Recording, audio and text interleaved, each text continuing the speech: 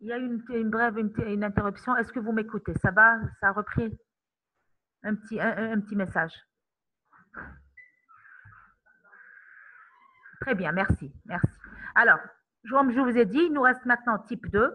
L'activité, elle est réduite, elle n'est pas inexistante comme le type 1. L'ictère à la première année de la vie, puis toute la vie. Donc, meilleur pronostic que le Crigler-Najjar de type 1. Maintenant, il y a aussi l'ictère physiologique du nouveau-né. C'est dû à une immaturité. Puis, ça va rentrer dans l'ordre après chez le bébé. Alors, très bien. Maintenant, on va voir l'ictère. Donc, ce qui concerne maintenant, normalement, la pathologie qui me concerne, c'est l'ictère à bilirubine conjuguée. Conjuguée. Donc, nous avons soit une pathologie extra-hépatique, soit pathologie intra-hépatique. Donc, je vous ai dit comment différencier à l'échographie, faire une échographie et voir l'état des voies biliaires. S'il y a une dilatation des voies biliaires, c'est une pathologie extra-hépatique. Si les voies biliaires ne sont pas dilatées, tout est normal. Donc, pas de problème intra-hépatique. Alors là, je vous donne toutes les pathologies extra-hépatiques. Je n'entre pas dans les détails parce que chaque cours, normalement, chaque titre, c'est un cours à part. Donc, il y a une compression. Donc, une masse qui comprime les voies biliaires extra-hépatiques. Donc, ça peut être une compression, la plus fréquente, c'est le cancer. Le premier cancer, c'est le cancer de la tête du pancréas.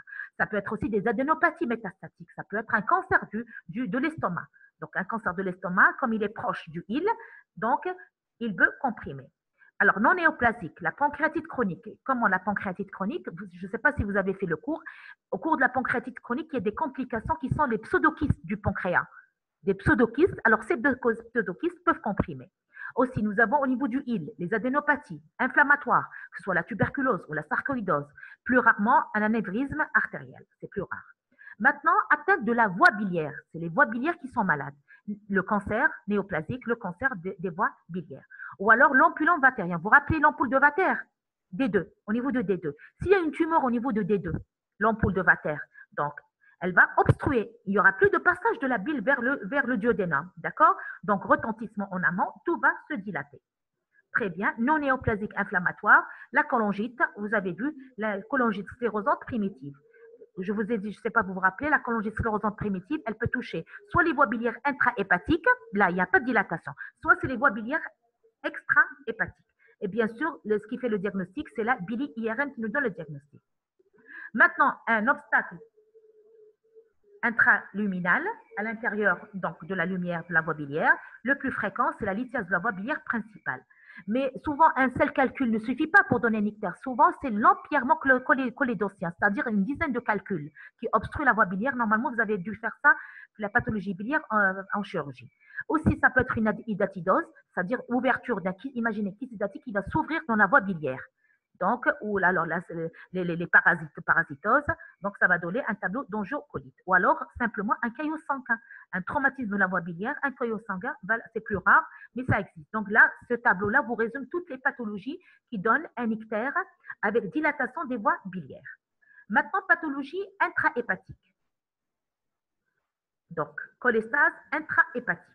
Alors, dans ce cas-là, comment? Lorsqu'on fait l'échographie, il n'y a rien. Nous avons un ictère à bilirubine conjugué. Échographie, il n'y a rien. Soit les foies, il peut être normal ou une hépatomégalie. Mais les voies biliaires, elles sont tout à fait normales. Donc là, il faut revenir au bilan hépatique. Vous vous rappelez, je vous ai dit, on fait l'exploration de la fonction et on cherche les syndromes. Alors, on va voir quelle est la prédominance du syndrome. Là, nous avons la cholestase, il y a de la cholestase, mais il y a de la cytolyse qui accompagne. Donc, s'il y a beaucoup de cytolyse, là, on suspecte plutôt les hépatites. Donc, soit n'importe quelle cause, hépatite A, B, C, D et E. L'alcool, les médicaments, d'accord? Donc, les médicaments, on a surtout peur de paracétamol, qui est en fonction de la dose. Surtout, ça, c'est les tentatives de suicide par le paracétamol. Aussi, qu'il y a un champignon, la manite phalloïde, très toxique. Là, c'est surtout la campagne, donc il consomme ce champignon, il peut entraîner ce tableau d'hépatite toxique. OK, donc si on trouve un ictère cholestatique, on a fait notre échographie, il n'y a pas de dilatation des voies biliaires, c'est-à-dire c'est intrahépatique, on va voir notre bilan hépatique en détail. S'il y a une cytolyse importante, là, c'est le tableau d'hépatite. OK, très bien. Maintenant, si la cytolyse n'est pas très importante, c'est la cholestase qui prédomine. La cholestase, maintenant, vous savez ce que c'est la cholestase. Je n'entre pas dans les détails. La cholestase, c'est-à-dire gamma-GT augmenté, phosphatase alcaline augmentée. Donc, bilirubine, prédominance conjuguée, phosphatase alcaline et les gamma-GT. Et le TP, comment il est? Soit il est normal, soit le TP, il peut être diminué avec un test de colère, cette fois-ci test de colère positif, c'est-à-dire il y a un déficit de la vitamine K. Je ne peux pas revenir en arrière et vous donner beaucoup de détails. Donc, quelles sont les causes? L'hépatite virale, toutes les hépatites virales, l'hépatite virale A, B, C, donc surtout la B, la A et la B peuvent donner une forme cytolyse pure et elles donnent des formes cholestatiques. Maintenant, les lésions ducticulaires, c'est-à-dire les lésions des petites voies biliaires, les ducticules, les toutes petites, c'est histologique, canalicules. Ça, c'est les anapathes qui vont nous donner ce diagnostic canaliculaire. Ce n'est pas l'échographie qu'on le voit, c'est à l'histologie. D'accord? Alors, nous avons la cholangite sclérosante primitive. Donc, épaississement inflammatoire diffus et régulier des voies biliaires. Soit il touche que les voies biliaires intrahépatiques, soit on peut avoir les deux ensemble, ou l'un ou l'autre. Soit c'est les voies biliaires intrahépatiques seules, soit c'est les voies biliaires extrahépatiques seules. D'accord? Soit les deux. Évolue vers la fibrose. Et vous vous rappelez, on avait dit que c'est un homme, adulte, homme, associé à une maladie inflammatoire chronique intestinale, surtout la RCH. OK? Très bien. Maintenant, nous avons la CBP. Alors, la CBP, je n'ai pas donné beaucoup de détails la dernière fois. Alors, CBP, qu'est-ce que ça veut dire CBP? Je vous ai dit cirrhose biliaire primitive. Cirrhose. Mais au début, la maladie, ce n'est pas une cirrhose, c'est une inflammation des voies biliaires. C'est pour ça, ces dernières années, ils ont changé le nom. Maintenant, c'est cholangite biliaire primitive. Mais ça garde C, c'est toujours CBP. CBP, donc cirrhose biliaire primitive, le mieux, c'est de dire cholangite biliaire primitive, c'est-à-dire l'inflammation les voies biliaires canaliculaires, d'accord, primitive. Parce qu'au début, c'est une inflammation des voies biliaires et à force de la cholestase, il va y avoir une cirrhose. Donc, c'est une cirrhose secondaire. OK? Très bien. Donc, destruction auto-immune des petites voies biliaires intrahépatiques.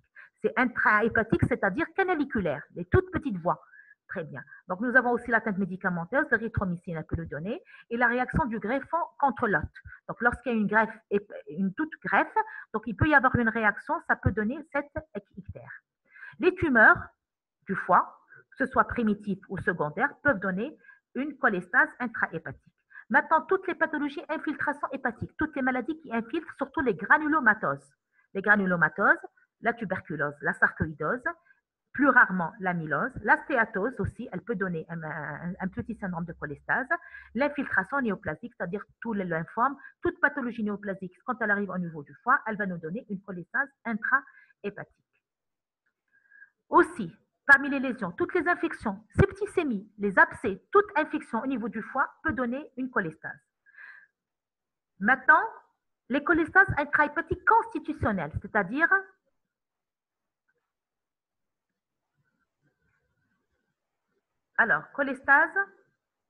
les cholestases intrahépatiques constitutionnelles. Ça, c'est des ictères familiaux. C'est cholestase récurrente bénigne, d'accord, familiale.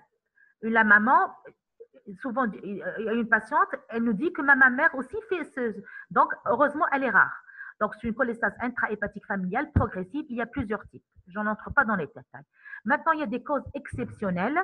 C'est la nutrition parentérale totale. Vous vous rappelez la nutrition parentérale? Par exemple, au cours les caustiques, plus il y a une alimentation parentérale qui perdure dans le temps, il y a un risque de cholestase.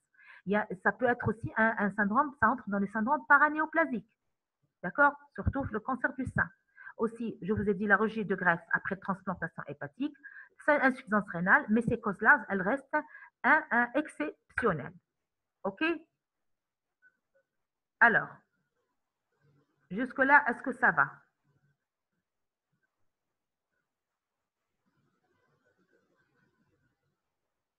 Alors, cholangite, alors CSP, c'est la cholangite, écrivez, cholangite sclérosante primitive. Ah, très bien, vos camarades vous l'ont écrit. Très bien, merci.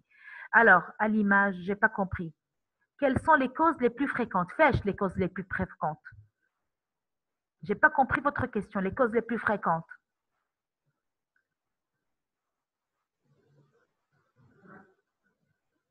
Je n'ai pas compris les causes les plus fréquentes. De l'ictère. De quel type d'ictère? Vous voyez que c'est un cours large. Je suis en train de vous dresser tout l'ictère. D'accord? Les anémies hémolytiques. Et alors, on les trouve toutes les pathologies. Ictère dû à un rejet, est-ce qu'il est temporaire? Souvent, il faut refaire la transplantation. D'accord?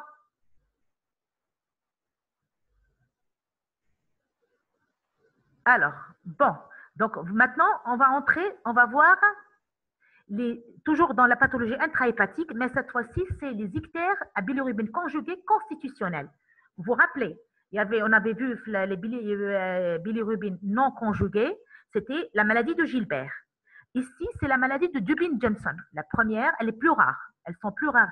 Les ictères à bilirubine conjuguée constitutionnelle sont plus rares que bilirubine non conjuguée. La plus fréquente, c'est la maladie de Gilbert. Mais on peut voir donc un ictère constitutionnel, mais à bilirubine conjuguée, qui est la maladie de Dubin-Johnson. Elle est autosomique récessive, donc c'est pas un problème de déficit dans l'enzyme. La bilirubine, elle est conjuguée, mais il y a un problème d'excrétion biliaire de la bilirubine. La bilirubine conjuguée n'est pas totalement excrétée dans les voies biliaires. D'accord?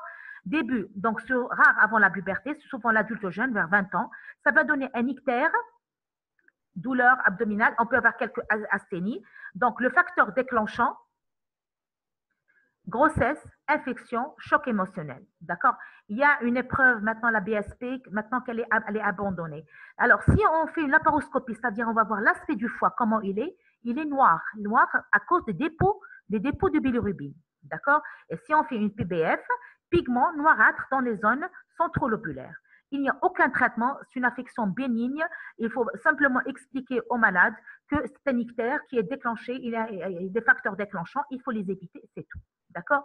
La deuxième maladie, c'est la maladie de Rotor. Elle est aussi plus rare que le Gilbert. Ça donne le même. Alors, cette fois-ci, ce n'est pas un problème d'excrétion, mais un problème de capacité de stockage. D'accord? Donc, ça donne la même symptomatologie, sauf que l'histologie, il n'y a pas de pigment biliaire. Noirâtre, la laparoscopie, le foie, il est d'aspect normal. C'est un bon pronostic. Il n'y a rien à faire, aucun traitement à donner. Est-ce que ça va jusque-là?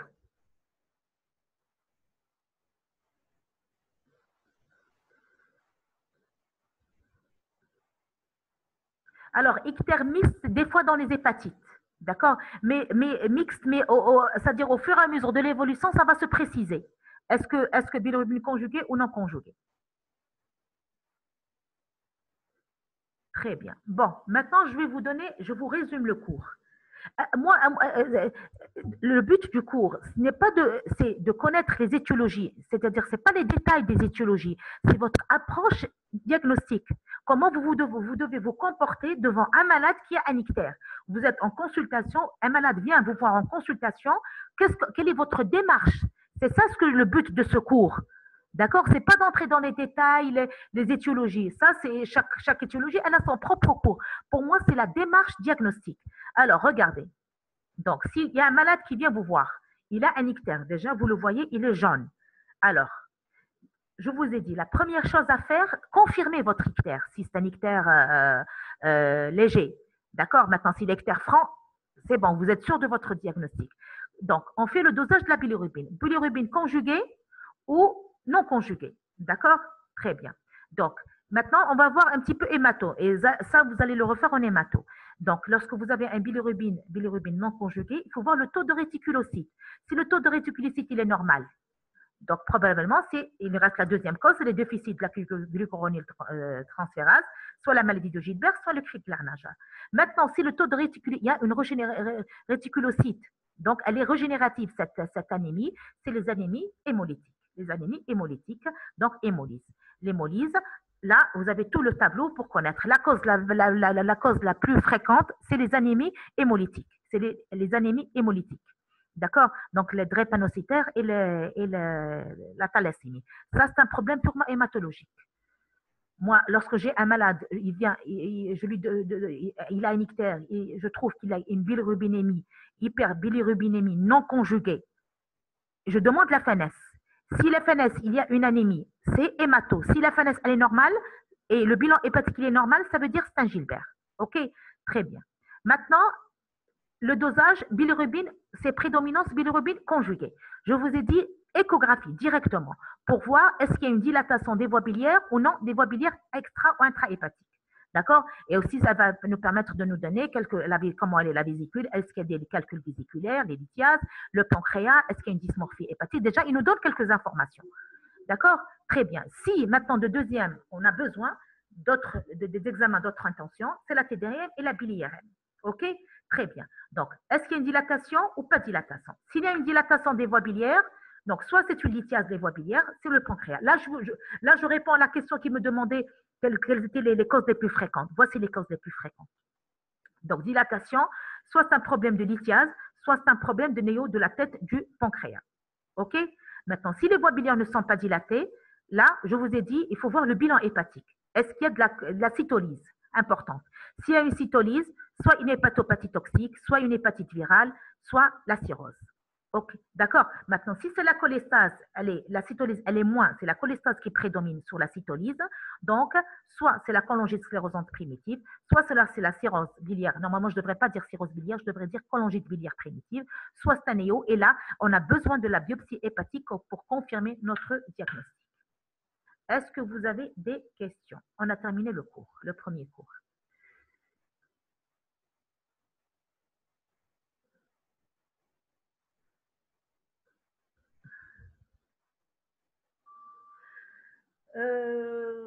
Est-ce que le taux de bilirubine a une valeur pronostique?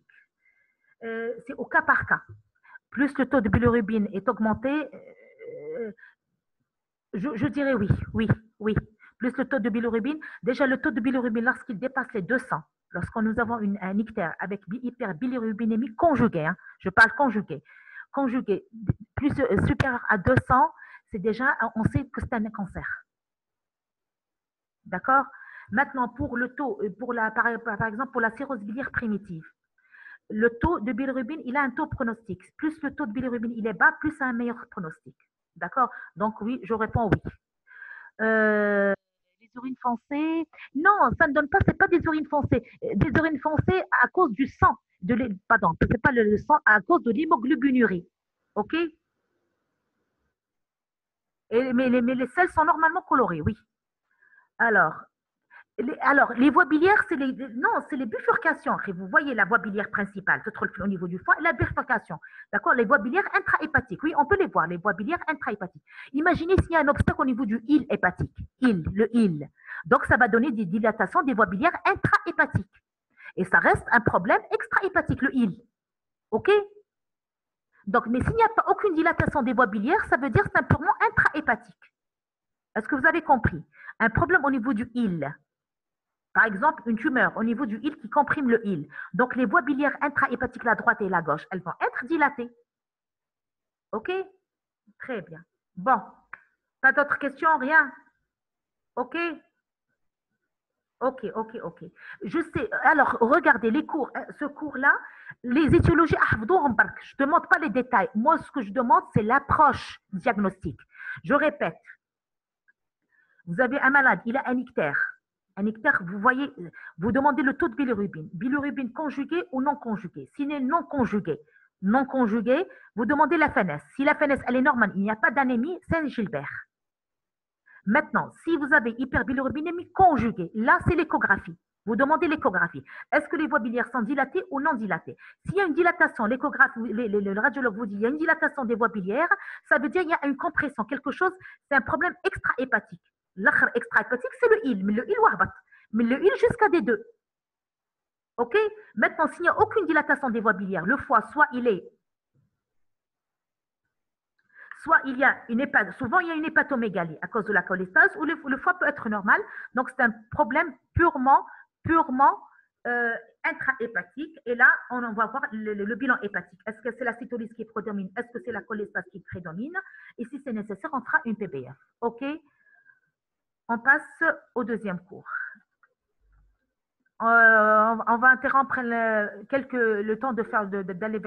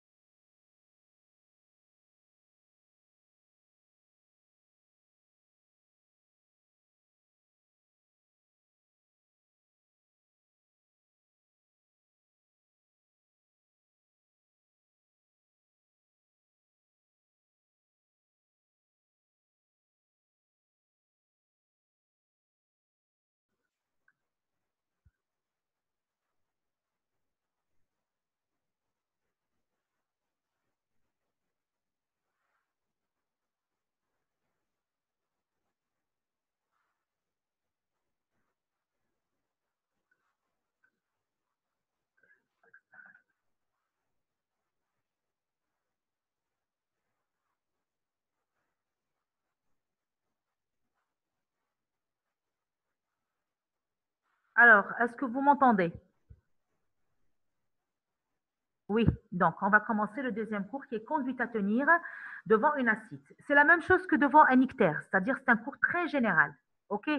Très bien. Bon, on commence? Très bien. Alors, conduite à tenir devant une acide. Alors, la définition, déjà, la définition, c'est quoi une acide? C'est un épanchement liquidien. Il faut que ce soit du liquide. Si ce n'est pas du liquide, ce n'est pas une acide. Donc, c'est un épanchement liquidien dans la cavité péritonéale qui provient donc soit par transudation ou par exsudation à travers la séreuse péritonéale. Donc, on va revoir les termes là. C'est quoi transsudat? C'est quoi exsudat? Transsudat, c'est-à-dire qu'il passe à travers. C'est un sointement, c'est la sortie d'un liquide au niveau d'une surface. La surface qui n'est pas malade, elle n'est pas enflammée, qui obéit simplement à des lois mécaniques. Donc là, vous savez que le plasma dans les vaisseaux, il est soumis, pour qu'il reste à l'intérieur, pour qu'il ne sorte pas, il est soumis à des pressions, un équilibre entre les pressions hydrostatiques et la pression oncotique. Donc s'il y a un déséquilibre de ces pressions, soit l'augmentation de la pression hydrostatique, soit de la pression oncotique, va y avoir une transudation. Maintenant, l'exsudat, c'est un sointement d'un liquide inflammatoire, fibrineux, d'accord, riche en protéines, à travers une muqueuse inflammée. Donc, une muqueuse inflammée, souvent, c'est quoi notre muqueuse chez nous? Ici, c'est le péritoine. Le péritoine, il est malade, il va produire un liquide riche en protéines. Donc, c'est l'exsudation. Donc, le diagnostic de l'acide, il est facile cliniquement. Mais le plus difficile, c'est l'étiologie, c'est trouver la cause. Alors, le début, le diagnostic positif. Le début, souvent le début, alors déjà, ne préjuge pas de l'étiologie. Ce n'est pas en fonction du début, est-ce que rapidement elle s'est installée ou progressivement qu'on va connaître l'étiologie. D'accord? Mais le plus souvent, c'est insidieux, c'est-à-dire progressivement. Un seul cas où nous avons une acide aiguë rapidement, c'est lorsqu'il y a une thrombose aiguë. Thrombose des veines du système porte. D'accord?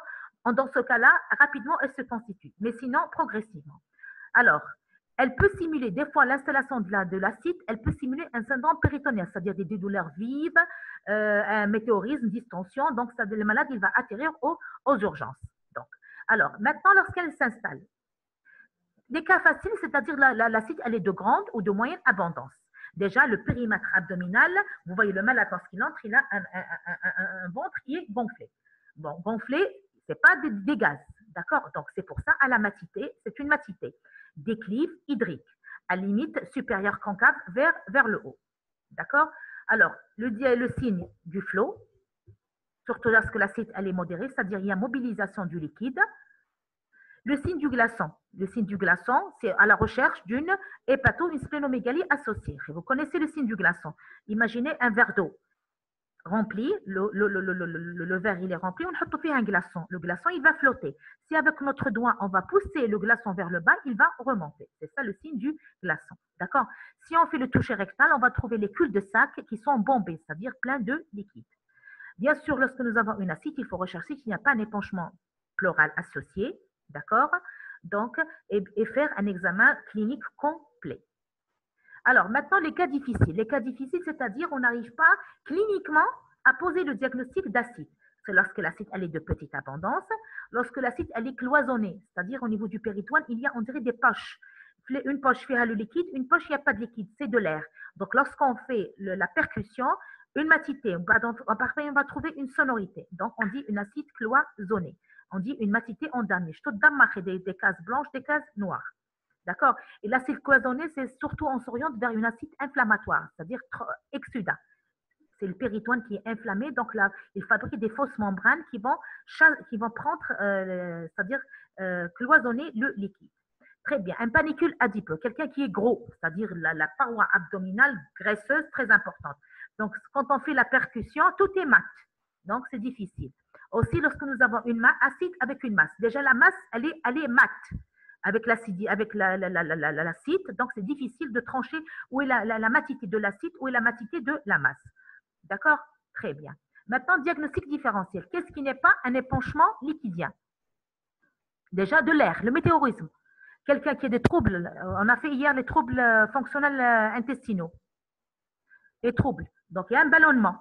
Eh bien, si on voit le malade, a vu, l'abdomen est distendu. On peut, à la vue, à l'inspection, il dit que non, c'est une acide, alors que c'est la percussion qui va trancher. D'accord? Obésité, les sujets gros, un gros ventre, ils ont beaucoup de graisse au niveau du ventre, la mauvaise graisse. Donc, vous ne savez pas, est-ce que c'est de l'acide, est-ce que c'est de l'obésité? D'accord? Très bien. Maintenant, la grossesse, une femme enceinte, elle a une distension abdominale. Maintenant aussi, les kystes, un kyste ovarien, un kyste du mésentère qui sont de grosse taille, donc ça donne une distension. Le globe vésical. Maintenant, le globe vésical, alors cette fois-ci, pour faire la différence, j'espère que vous vous rappelez, la matité, réflacite, elle est concave vers le haut. Le globe vésical, elle est concave vers le bas. Et si le malade il a un globe vésical, ça veut dire qu'il a une anurie, il n'urine plus. D'accord? Donc déjà, cliniquement, il a envie d'aller aux toilettes, il ne peut pas uriner. Et là, il a le globe vésical. Il a une retention urinaire. Donc le globe vésical dû à une retention urinaire. Alors maintenant, qu'est-ce qui n'est pas un épanchement liquidien acidique? Acide par transsudat ou par exsudat. Donc la présence de sang dans le péritoine, ce n'est pas une acide, c'est un hémopéritoine. Parce qu'on revient toujours à notre définition. On a acide, c'est du liquide qui vient par transsudat ou par exsudat. Donc, hémopéritoine, par exemple, un traumatisme de la rate, un accident de la voiture, un traumatisme de la rate, ou la traumatisme du foie, rupture de la rate, saignement, ça donne un saignement, ça donne un état de choc, ça peut être mortel. Un cholépéritoine, kiff, traumatisme des voies biliaires. Donc, toute la bile, elle va sortir dans le péritoine. Hydatidopéritoine, c'est un kyste hydatique qui va se rompre. Un kyste hydatique qui se rompt, soit un kyste hydatique par exemple, le flux foie, il va rupture, tout le liquide hydatique va se dissimuler au niveau de la cavité péritonéale. OK? Donc ça, ce n'est pas un épanchement acétique. Ce n'est pas, donc, diagnostic différence, ce qui n'est pas un épanchement liquidien, ce qui n'est pas, c'est liquide, mais ce n'est pas acétique. Très bien. Maintenant, le diagnostic étiologique. L'enquête, elle est très. Donc, l'interrogatoire et l'examen physique, très important. L'interrogatoire, un inventaire complet, tout. Est-ce qu'il y a un antécédent d'insuffisance rénale? Est-ce qu'il y a un problème cardiaque? Est-ce que le malade présente des signes de malabsorption? Est-ce qu'il y a d'éthylisme, consommation d'alcool? Est-ce qu'il y a une altération d'état général? Est-ce qu'il y a un antécédent de tuberculose? Est-ce qu'il y a un contagion viral, des hépatites? Est-ce qu'il y a eu, le malade a été déjà traité pour un cancer dans les mois ou les semaines qui suivent? Est-ce que toxique? Est-ce qu'il y a une contamination par des médicaments ou l'amiante? On va nous trouver les détails pour l'amiante. OK, donc vous voyez que l'interrogatoire, il est très ouvert. Alors, maintenant, l'examen physique. On va rechercher organe par organe les signes d'hépatopathie chronique. Donc, soit il y a des signes d'insuffisance hépatocellulaire, soit les signes d'hypertension portale, maintenant vous les connaissez. Est-ce qu'il y a des signes de maladie tumorale? Est-ce que le malade il a fait une occlusion intestinale? Est-ce qu'il y a des nodules abdominaux palpables, ce qu'on appelle les gâteaux péritonéaux? Ça, on les voit surtout la carcinose péritonéale. Est-ce qu'il y a une tumeur rectale? Est-ce qu'il y a un foie tumoral? Est-ce qu'il y a le ganglion de Troisier? Donc, tout cela nous oriente vers qu'il y a un cancer quelque part. Pas obligatoirement au niveau du péritoine. Donc, un organe qui est touché par le cancer et le péritoine, c'est des métastases. Donc, métastase, c'est la carcinose, métastase à distance du tumeur du néoprimitif. Alors, est-ce qu'il y a des signes d'anasarque, c'est-à-dire une retention? Alors, c'est le syndrome néphrotique. Donc, anasarque, on la voit surtout le problème néphrologique. Donc, retention partout. Donc, acide, mais aussi des œdèmes partout, le visage. Donc, le syndrome néphrotique. Est-ce qu'il y a des signes d'hépatopathie, pancréatique aiguë ou chronique? Est-ce qu'il y a des signes d'insuffisance? Est-ce qu'il y a des signes d'insuffisance cardiaque droite? D'accord? Déjà, et les œdèmes. Les œdèmes, lorsqu'il y a associé, des œdèmes sont associés. Alors, les œdèmes, ils peuvent nous orienter. Si les œdèmes sont blancs, mous, indolores, qui gardent le godet, soit c'est d'origine rénale, hépatique ou carentielle. Par contre, si les œdèmes sont rouges, durs, douloureux et ne gardent pas le godet, c'est on a une origine cardiaque. Très bien. Après l'examen clinique, toujours faire la ponction. Donc, la ponction d'acide avec étude du liquide d'acide. Vous connaissez où est-ce qu'on fait la ponction?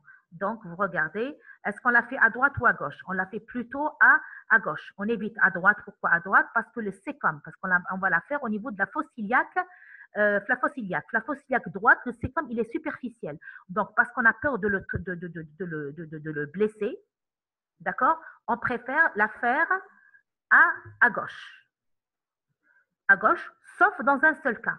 C'est lorsqu'il y a une splénomégalie. Une splénomégalie qui dépasse, donc stade 3, qui dépasse l'ombilique, il faut éviter de la faire parce qu'on risque de traumatiser la rate.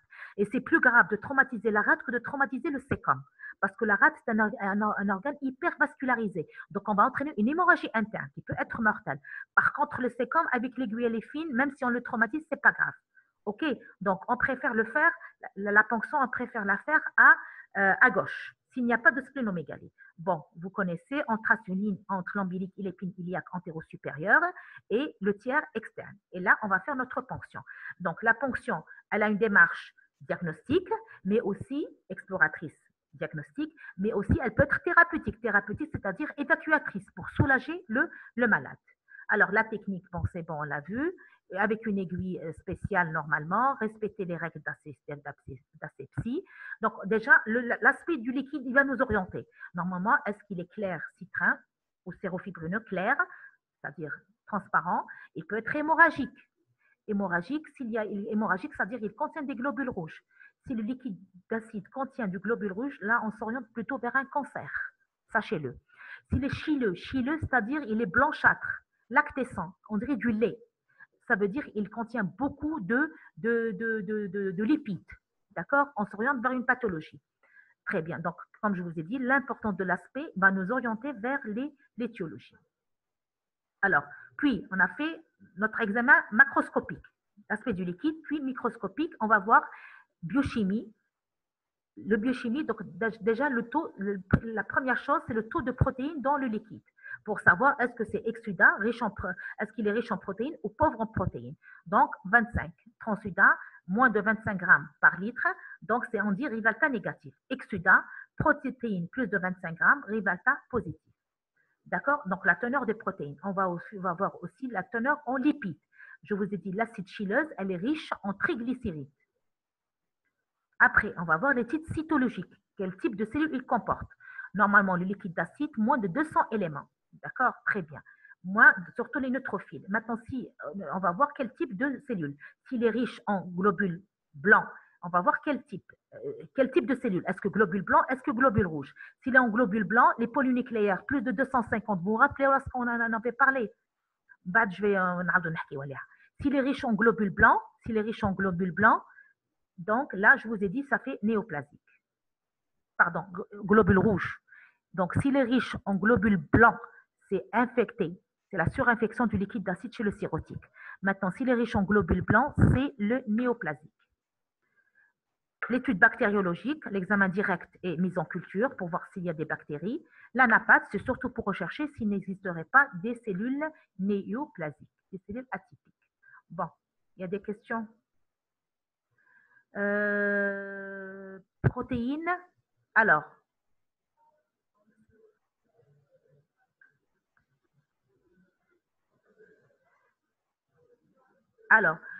trouble de l'hémostase, c'est une bonne question. Relation alcool et acide. Je vois l'étiologie. Ah, jusqu'à maintenant, monsieur, vous ne connaissez pas mademoiselle ou la acétylcholine. Si vous ne connaissez pas la relation, il y a une relation entre alcool et acide. Qui dit alcool, consommation d'alcool chronique, dit hépatite alcoolique. Hépatite alcoolique, tu me dis cirrhose alcoolique. Cirrhose chez l'alcoolique, décompensation acétique. Aïe. OK? Très bien. Trouble de l'hémostase. Non, le trouble de l'hémostase ne contre-indique pas une ponction d'acide. Non, on peut la faire, même si le TP. Vous savez, les cirrhotiques, lorsque les diurétiques ne donnent plus, on fait les ponctions évacuatrices. Les cirrhotiques, la plupart, ils ont des troubles d'hémostase, on peut la faire sans problème. Parce que l'aiguille, elle est assez fine, donc il n'y a pas de risque. On peut la faire, donc le trouble d'hémostase ne contre-indique pas la ponction de l'acide. Alors, protéines. Donc, en général, c'est des protéines, mais le plus souvent, les protéines, c'est l'albumine. D'accord? Donc, vous pouvez dire albumine ou vous pouvez dire protéines. Supérieur à 100 sur infection, exactement. Acétylcholine, vous vous êtes rattrapé l'autre question, exactement. Attendez. Alors, là, c'est bon. Différence entre hémopéritoine et acide à liquide hémorragique. Oui, très bien, bonne question. Alors, hémopéritoine, c'est du sang pur. C'est un vaisseau qui s'est ouvert dans la cavité péritonéale. D'accord? Par contre, acide, liquide, acide, c'est ça l'hémopéritoine. Par contre, des fois, l'acide, elle peut être riche en globules rouges. Il n'y a que les globules rouges. D'accord? Et ça donne un aspect rouge de l'acide. Ce n'est pas du sang. On n'est pas en train de ponctionner du sang. OK? Donc, si c'est du sang pur, ça veut dire que c'est hémopéritoine. C'est un vaisseau sanguin ou un organe qui s'est rompu dans le péritoine. Par contre, une acide hémorragique, le liquide hémorragique, ça veut dire qu'il est riche en globules rouges. D'accord? Très bien. J'ai rien, j'ai pas compris. Bon, il n'y a pas de question. Bon, vous avez. Alors, ça va jusque-là? Très bien. Alors, on termine. On a fait notre ponction. On a vu quel type de liquide on a. Est-ce que transudat, est-ce que exsudat? Il faut maintenant explorer l'échographie abdominale pour voir le foie, les vaisseaux, les organes intra-abdominaux, la TDM, le pelvis, et si on suspecte une carcinose péritonéale, des fois la laparoscopie. Donc, la laparoscopie, c'est elle qui nous donne le diagnostic, surtout dans l'acide tuberculeuse ou néoplasique. D'accord? Elle permet l'examen de la cavité péritonéale et de faire surtout les biopsies. Alors, cette fois-ci, la laparoscopie, les troubles d'hémostase contre-indiquent la laparoscopie. OK? Donc, les troubles d'hémostase ne contre-indiquent pas la ponction, mais la laparoscopie, il faut qu'il y ait un bilan d'hémostase correct. Aussi, les contre-indications de la laparoscopie, une acide cloisonnée. D'accord? Une acide cloisonnée, il y a beaucoup les fausses membranes, on ne peut pas faire. Là, il faut faire une laparotomie directement. On ne peut pas avec l'endoscope. Aussi, malade qui fait une insuffisance cardio-respiratoire décompensée. Dès que sa maladie elle est compensée, donc on peut faire la laparoscopie. Autre examen, c'est en fonction de notre orientation cardiovasculaire, rénale, pancréatique ou ovarien, en fonction de l'étiologie qu'on suspecte. Maintenant, les étiologies, de façon générale. Soit nous avons cause évidente, cardiaque, rénale, hépatique, soit c'est une acide isolée. On va aller vers la laparoscopie, donc acide dans la cause est à rechercher. Bon, je ne vous demande pas d'apprendre ça. Je vous demande donc la classification. Nous avons de la classification. Pour moi, je prends la deuxième classification. Je vous demande d'apprendre. Classification physiopathe, c'est-à-dire acide transudatif, acide exsudatif. C'est ça. Aussi, on peut faire éthiopathogénique, une classification acide due à une maladie du péritoine et acide indépendant du péritoine. On peut la prendre comme ça. Je préfère la plus facile, c'est la deuxième. C'est une classification physiopathologique. Donc, quand on dit acide, la première, est-ce que lorsque un malade vient vous voir, il a une acide, la question que vous devez vous poser, est-ce que c'est une acide transudative ou l'acide exsudatif? OK? Très bien. Donc, j'ai pris la deuxième classification. Transudative, bon, vous connaissez déjà, déséquilibre entre les pressions oncotiques et hydrostatiques. Donc, augmentation de la pression hydrostatique, c'est surtout l'insuffisance cardiaque et une partie au cours de la cirrhose, l'HTP. La diminution de la pression oncotique, soit c'est le syndrome néphrotique, soit c'est l'insuffisance hépatocellulaire. OK?